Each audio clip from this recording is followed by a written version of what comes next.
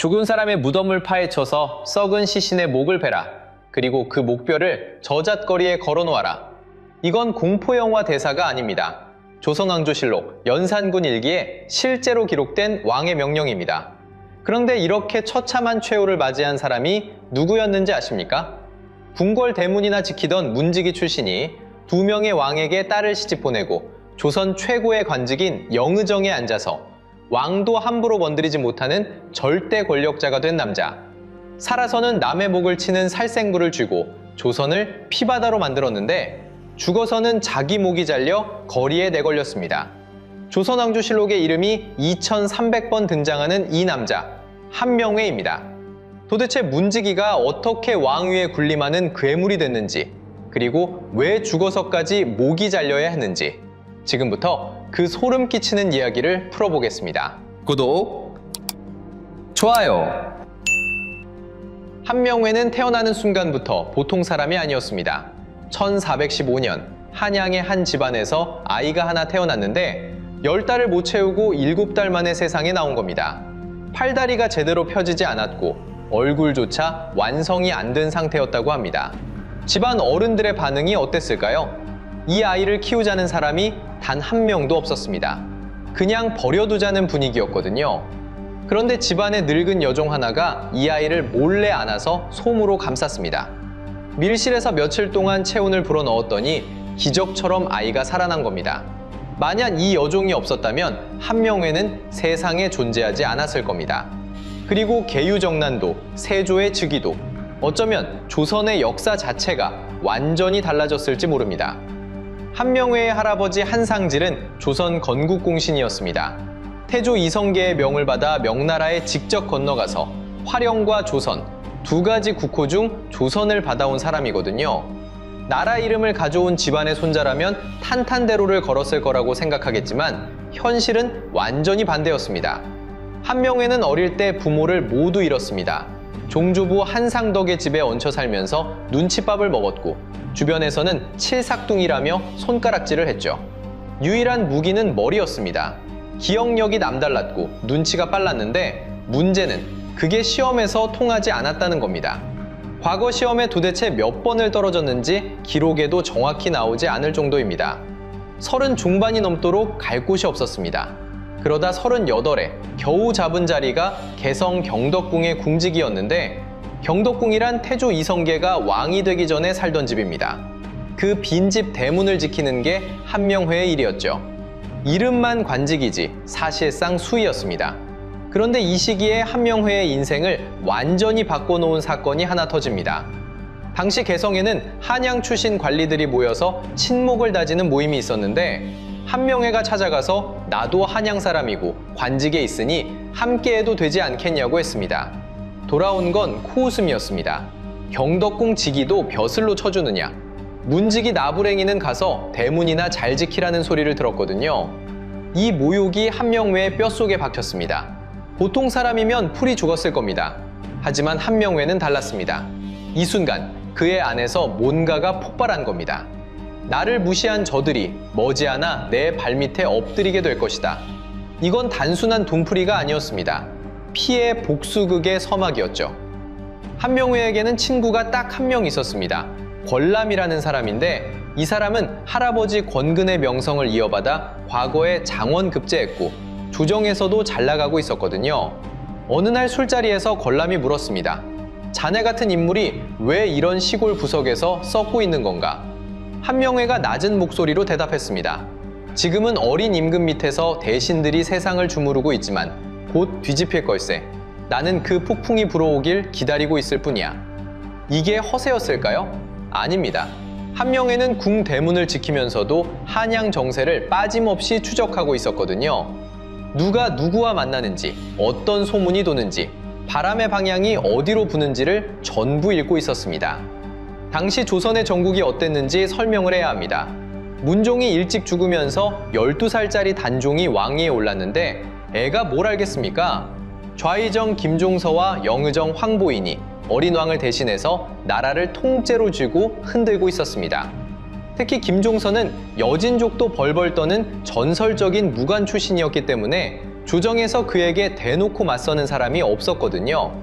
한편 왕의 숙부인 수양대군은 겉으로는 명나라 사신맞이 같은 허드렛 일을 자청하면서 몸을 한껏 낮추고 있었지만 속으로는 왕위를 향한 거대한 야심이 끓고 있었습니다. 또 다른 숙부 안평대군도 김종서와 손을 잡고 세력을 키우고 있었는데 이 두 세력이 정면 충돌하는 건 누가 봐도 시간 문제였습니다. 여기서 걸람이 결정적인 다리를 놓습니다. 수양대군에게 한명회라는 사람이 있다.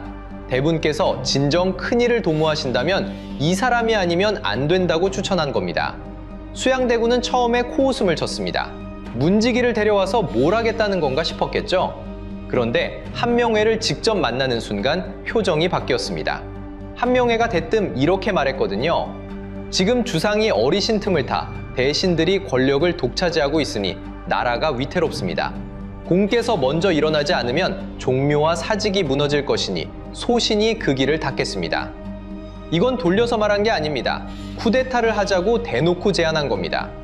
수양대군이 한참을 침묵했다가 입을 열었습니다. 많은 말 하지 마라. 내 마음을 정했다. 조선의 역사가 완전히 다른 방향으로 틀어지는 순간이었습니다. 한명회가 가장 먼저 한 일이 뭐였을까요? 살생부를 만든 겁니다. 이게 단순한 명당이 아니었습니다. 누구를 먼저 죽이고 다음에 누구를 처리하고 어떤 방법으로 제거할 것인지 시나리오가 통째로 짜여 있었다고 합니다. 동시에 충순이 시절에 인맥을 쌓아놓은 무인들을 총동원해서 무사 30여 명을 확보했죠. 그런데 문제가 생겼습니다. 포섭한 무사 중 한 명이 겁을 먹고 흔들리기 시작한 겁니다. 자칫하면 계획 전체가 김종서 귀에 들어갈 수 있는 상황이었죠. 한명회가 직접 나섰습니다. 동요하는 무사들을 다 불러 모아서 이렇게 말했습니다. 군사를 쓸 때 가장 나쁜 건 이러지도 저러지도 못하고 망설이는 겁니다. 따를 거면 따르고 갈 거면 지금 가시오. 거사를 며칠 앞둔 1453년 10월 초 최악의 상황이 터졌습니다. 걸람이 얼굴이 새하얗게 질려서 달려왔거든요. 김종서와 황보인이 우리 계획을 눈치챈 것 같다고 말입니다. 지금까지 준비한 게 전부 물거품이 될 수도 있는 상황이었습니다. 대담했던 걸람조차 다리가 떨렸습니다. 그런데 한명회만 달랐습니다. 오히려 차가울 정도로 침착했거든요. 그들이 알아챘다 해도 당장 군대를 움직이려면 시간이 걸립니다. 우리 쪽에서 입만 단단히 다물면 됩니다. 흔들리지 마시오. 한명회는 알고 있었습니다. 이런 싸움에서는 먼저 칼을 빼는 쪽이 이긴다는 걸 말이죠. 1453년 10월 10일 밤 드디어 칼이 뽑혔습니다. 수양대군이 무사들 앞에 섰습니다. 나의 이 결정에 나라의 운명이 걸려있다. 따를 자는 따르고 갈 자는 가라.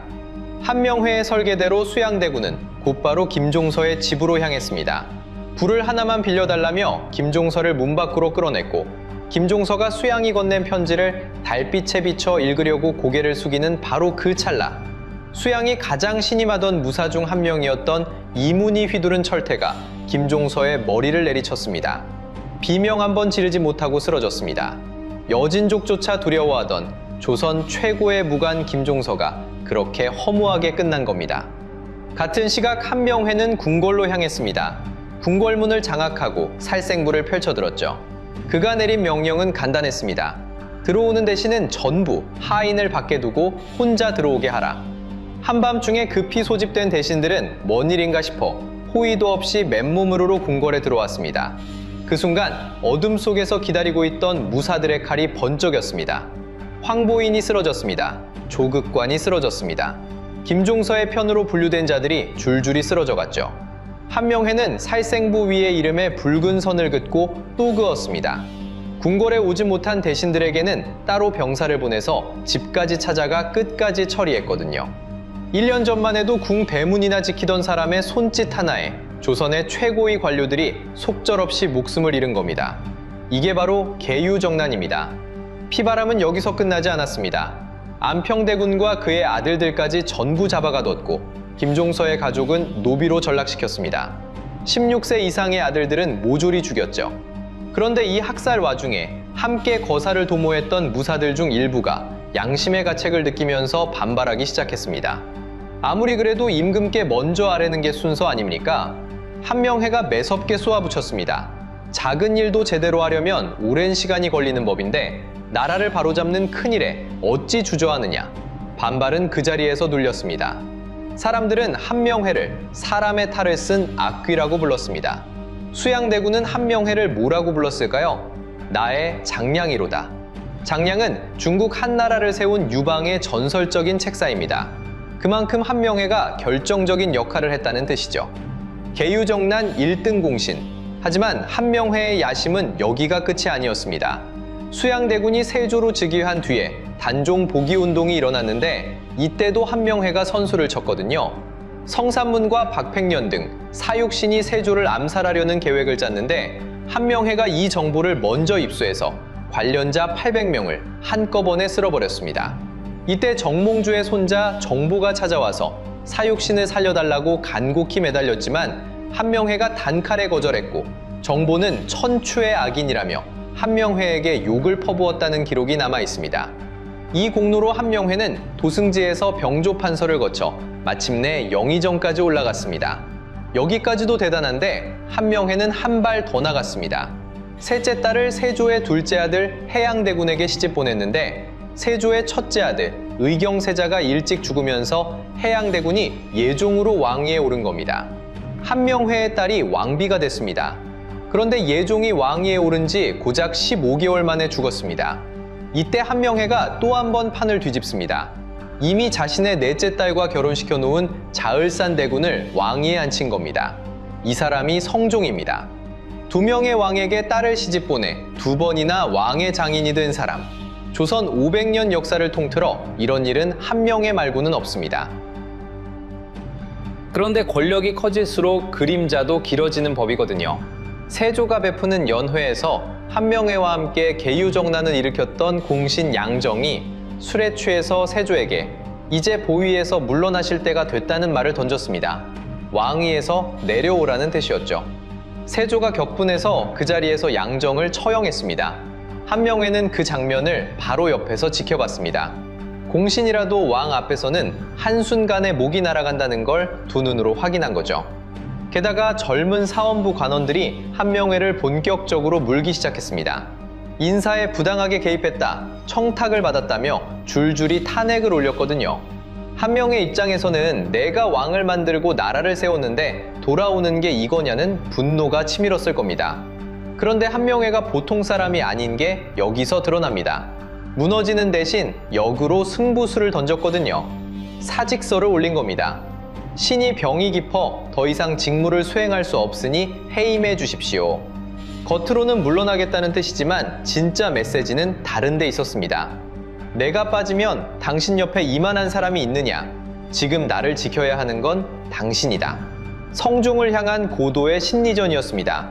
한명회는 말년에 한강변에 정자를 하나 지었습니다. 갈매기와 벗한다는 뜻으로 압구정이라 이름 붙였죠. 은퇴하고 유유자적하겠다는 뜻이었는데 실제로는 조정 뒤에서 여전히 줄을 당기고 있었습니다. 한명회는 이 정자에서 시 한 수를 읊었습니다. 젊어서는 사직을 보필하고 늙어서는 강호에 누워 지낸다. 완벽한 자화자찬이었죠. 그런데 이걸 본 천재문인 김시습이 딱 한 글자씩만 바꿔서 답시를 지었습니다. 젊어서는 사직을 망치고 늙어서는 강호를 더럽힌다. 이게 퍼지니까 사람들이 배를 잡고 웃었고 나중에 알게 된 한명회가 분노해서 종이를 찢어버렸다는 일화가 전해집니다. 결정적인 추락은 1481년에 왔습니다. 명나라 사신이 한명회의 압구정에 구경을 가고 싶어 했는데 한명회가 성종에게 궁중의 대막을 빌려달라고 요청한 겁니다. 대막이란 오직 임금만 쓸 수 있는 천막입니다. 개인 잔치에 왕의 물건을 가져다 쓰겠다는 건데 이건 자기가 왕이나 다름없다고 선언한 거나 마찬가지였습니다. 성종이 딱 잘라 거절했습니다. 그 요청은 허락할 수 없소. 나는 강가에 정자 짓고 노는 행위를 좋게 보지 않소. 여기서 한명회가 치명적인 실수를 합니다. 삐진 마음에 아내가 아프니 사신 접대 잔치에 못 가겠다고 거짓 핑계를 댄 거죠. 승지들이 바로 물고 늘어졌습니다. 전에 북경 갈 때는 아내가 더 아팠는데도 잘만 다녀오시지 않았습니까? 이건 분명 임금에게 분풀이하는 것입니다. 성종이 이 기회를 놓칠 리가 없었습니다. 한명회의 관직을 거두라는 명이 떨어졌습니다. 수십 년간 쌓아온 권력이 천막 하나 빌려달라는 오만함 때문에 와르르 무너진 겁니다. 한명회가 역사에 남긴 건 피바람만이 아닙니다. 세조 때 만든 오가작 통법, 5집을 한 묶음으로 엮어서 서로 감시하게 만든 제도인데 이건 조선이 망할 때까지 유지됐고요. 면리제, 면과 리 단위로 행정구역을 나누는 이 시스템은 조선 멸망 후에도 사라지지 않고 일제강점기를 거쳐서 지금 대한민국 행정체계에까지 이어지고 있습니다. 우리가 지금 쓰는 주소체계의 뿌리를 한명회가 만든 셈입니다. 하지만 반대로 그는 공신들에게 특권을 몰아주고 양반의 이익만 챙기면서 조선의 사회구조를 뒤틀리게 만든 원흉이기도 했습니다. 1487년 한명회는 73세로 죽었습니다. 4번의 공신책봉, 영의정, 2번의 왕의 장인, 조선 500년을 통틀어 이만한 영화를 누린 사람은 손에 꼽습니다. 그런데 역사는 여기서 끝나지 않았습니다.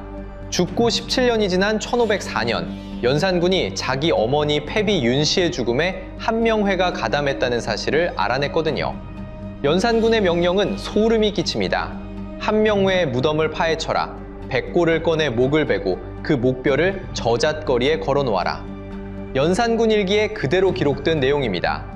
살아서 살생부로 남의 목을 치던 남자가 죽어서 자기 목이 잘려 거리에 내걸린 겁니다. 권력이란 게 결국 이런 겁니다. 한명회의 몰락은 한 사람의 비극으로 끝나지 않았습니다. 그가 만든 훈구 세력이라는 공신 집단의 독주가 끝나고 도덕과 명분을 앞세운 사림 세력이 조선 정치의 전면에 등장하는 계기가 됐거든요. 한명회라는 거대한 그림자가 사라진 자리에서 조선은 비로소 새로운 질서를 만들 수 있었습니다.